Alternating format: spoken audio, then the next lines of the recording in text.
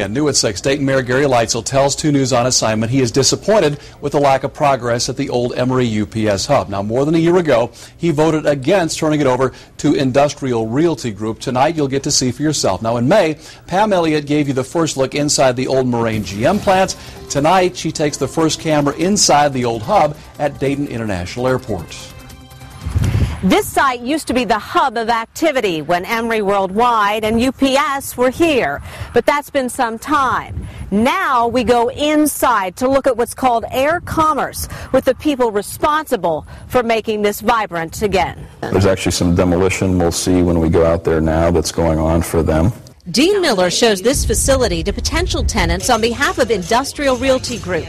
2 months ago, we had a very large user that still potentially has interest in about 500,000 square feet. Miller uses drawings left behind by Emory Worldwide. There's about 100,000 square feet of corporate headquarters type office space. In good shape? In great shape. We love this space. As you can see, the building is in good shape.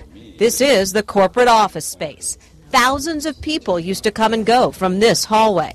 But where are the jobs now? We are very optimistic about our lead activity in the building. So far, the only tenant is the one 2 News on assignment first announced, SB Specialty Metals.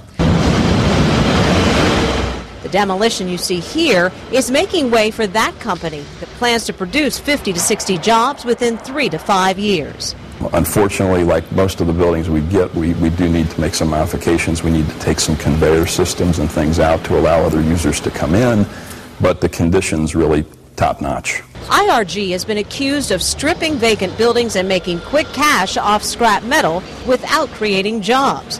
Miller told me that's part of the process.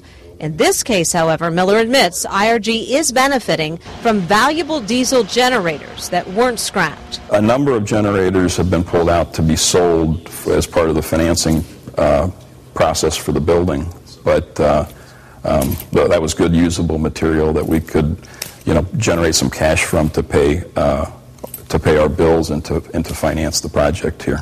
Miller says the biggest challenge to leasing space at this site is the fence that keeps security of the building in the hands of airport police. IRG is moving the fence about a mile long behind the building to open up the grounds to trucking activity. But you're close to the airport, and I'm guessing they still want to make sure there's no threat to the airport with these trucks coming and going. Absolutely. They'll still be involved. They have a lease here, and the FAA watches over things that are on airport property. But this fence really designates the area in which they're most concerned about security and keeps us from entering that area, and that will be good for everybody. Good for everybody has yet to be determined. IRG has owned the building and has leased the airport land for more than a year. This Emory time capsule is not to be opened until 2046. A lot can happen between now and then. IRG hopes there are more thank yous than no thank yous soon.